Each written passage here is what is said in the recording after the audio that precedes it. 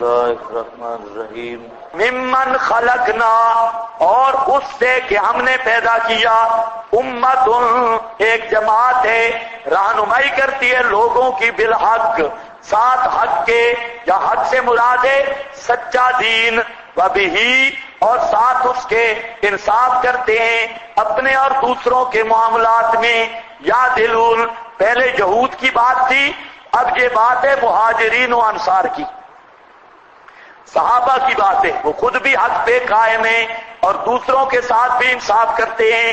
والذین کذبوا بآیاتنا، یہ والذین دفع شبو، تاخیر عذاب پر شبو تھا، شبو یہ تھا کہ مانتے بھی کوئی نہیں، عذاب بھی کوئی نہیں آتا۔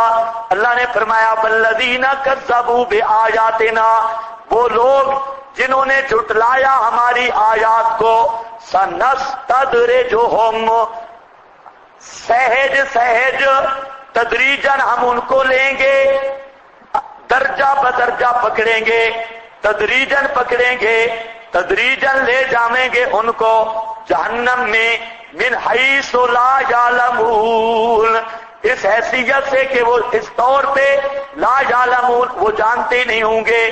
وَأُمْلِي لَهُمْ إِنَّ كَيْدِي مَتِينٌ، وَأُمْلِي لَهُمْ، اور میں مہلت دیتا ہوں ان کو، بے شک پکڑ میری متین، بڑی مضبوط ہے۔ املی لہم، عذاب دینے میں مہلت دیتا ہوں ان کو، بے شک قیدی، پکڑنا میرا، متین، بڑا مضبوط ہے، کوئی نکل نہیں سکتا۔ ابا لم یتفکروا، کیا نہیں غور و فکر کرتے، کیا نہیں یہ غور و فکر کرتے سکتا ہے۔ ابا لم یتفکروا ما بصاحبہم، اللہ فرماتے ہیں سوچتے نہیں ہیں کہ ان کے رات دن ساتھ رہنے والا ساتھی جو صاحب ہے ان کا، یعنی جس کی بچپن، جوانی اور پوری زندگی ان کے ساتھ گزری ہے، من جنہ، کوئی جنون نہیں۔ وہ کہتے ہیں نا نبی پاک علیہ السلام، معاذ اللہ جنون ہو گیا ہے۔ وہ کیوں کہتے؟ اس لیے وہ کہتے سارا جہان ایک طرف ہے، اور حضرت ابو جہل صاحب بھی، اور بڑے بڑے اکابرین ایک طرف ہے، اور ایک نوجوان ہے اکیلا ایک طرف، اس کے ساتھ نہ اپنی برادری نہ کوئی دوسرا، اور سارے جہان سے ٹکر لینا، تو یہ عقل مند آدمی کا کام نہیں۔ عقل مند آدمی وہ ہوتا ہے جو سب کے ساتھ رل مل کے رہے۔ تو یہ جو سب جہان کو للکار رہا ہے اکیلا ہو کر، یہ تو شک پڑتا ہے کہ تو پاگل ہے، معاذ اللہ، یہ تو مجنون ہے۔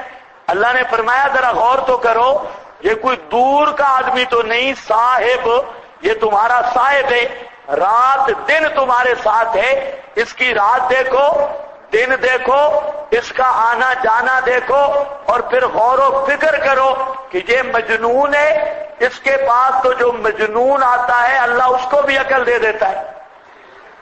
کچھ سمجھ آتی ہے بات؟ تو ما بصاحبکم من جنہ، تمہارے ساتھی کے ساتھ کوئی جنون نہیں، من جنت ان ہوگا، نہیں ہے وہ، الا نذیر مبین، مگر کھول کھول کر ڈرانے والا، اور کھول کھول کر مسئلہ آگاہ کرنے والا۔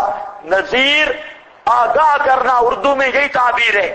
ایک ہوتا ہے نذیر، ایک ہوتا ہے خوف دلانا، خوف دلانے والا اور ہے، نذیر ہوتا ہے شفقت کے ساتھ ڈرانا، ہمدردی کے ساتھ ڈرانا۔ فرمایا یہ تو نذیر ہے، مبینن، کھول کھول کر ڈرانے والا، یا نذیر ہے بین، واضح، لازم والا معنی۔ اب لم ینظروا، کیا نہیں دیکھتے یہ جو اوپر والی آیت ہے نا، املی لہم انا قیدی متین، اس پر ظفر علی خان نے عجیب بات کی۔ بریلویوں نے جب پوری دنیا پہ کفر کے فتوے لائے، بریلویوں کی کتاب ہے تجانب اہل سنت، وہ میرے پاس موجود ہے، تجانب اہل سنت، اور اس میں بریلوی مولوی توبہ، اس کو اتنے فتوے لگائے، کہتے ہیں ڈاکٹر اقبال کافر، جو اس کو مسلمان سمجھے وہ کافر، قائد اعظم پر فتویٰ، ڈاکٹر پہ فتویٰ، الطاف حسین حالی پہ فتویٰ، مسلم لیگ پر فتویٰ، تحریک خلافت پر فتویٰ، اور اتنے فتوے ہیں، پورا طوفان ہے۔ تو ظفر علی خان نے جب دیکھا، ظفر علی خان پہ بھی فتویٰ لگا، یہ سیاسی لیڈر تھا، شاعر بھی تھا، اس نے کہا بریلی کے فتووں کا سستا ہے بھاؤ، جو بکتے ہیں کوڑی کے اب 3 بریلی کے فتووں کا سستا ہے بھاؤ، جو بکتے ہیں کوڑی کے اب 3 خدا نے انہیں کہہ کر ڈھیل دی بَأُمْلِي لَهُمْ إِنَّ كَيْدِي مَتِينٌ۔ یہ اس نے شعر کہا تھا، املی لہم انا کہتی متین۔ یہ دیکھو جی، اولم ینظروا زجر ہے، کیا نہیں دیکھتے جی فی ملکوت السماوات والارض، بیچ ملکوت بادشاہت آسمانوں اور زمین کے، اور وہ جو پیدا کیا اللہ نے من شیء کوئی چیز، وَأَنْ عَسَىٰ أَن يَكُونَ اور یہ ہو سکتا ہے کہ ہو تحقیق قریب آ چکا اجل ان کی، یعنی وقت ان کا، فَبِأَيِّ حَدِيثٍ بَعْدَهُ يُؤْمِنُونَ۔ بس یہ آیت کا جملہ سمجھ لو، فَبِأَيِّ حَدِيثٍ بَعْدَهُ اے بعد القرآن، فَبِأَيِّ حَدِيثٍ کس حدیث کے ساتھ قرآن کے بعد یہ ایمان لائیں گے؟ جو بے ایمان قرآن نہیں مانتا وہ حدیث کون سی مانے گا؟ او بزرگو، جو قرآن نہیں مانتا، قرآن نہ ماننے والا وہ بے ایمان حدیث کون سی مانے گا؟ فَبِأَيِّ حَدِيثٍ کس بات کے ساتھ، بَعْدَهُ بعد القرآن قرآن کے بعد، یؤمنون یہ ایمان لائیں گے۔ کہتے ہیں نا قرآن نہ ہو اور کوئی کتاب پیش کر، اللہ فرماتے ہیں قرآن جو نہیں مانتا وہ اور کون سی کتاب مانے گا؟ کر لو تجربہ، کر لو۔ یہ سارے، کسی نے کہا کہ 100 پیاز کھائے گا یا 100 جوتے؟ کوئی آدمی پکڑا گیا، اس کو کہا 100 جوتے یا 100 پیاز؟ اس نے کہا 100 پیاز ٹھیک ہے۔ پیاز کھائے 4-5، کہتے وہ جوتے ٹھیک ہے۔ جوتے 10-12 لگے، ہاضمہ سیٹ ہوا، کہتے وہ پیاز ٹھیک ہے۔ پیاز پھر اڑ گیا، کہتے جوتے ٹھیک ہے۔ وہ 100 جوتے بھی کھا گیا اور 100 پیاز بھی۔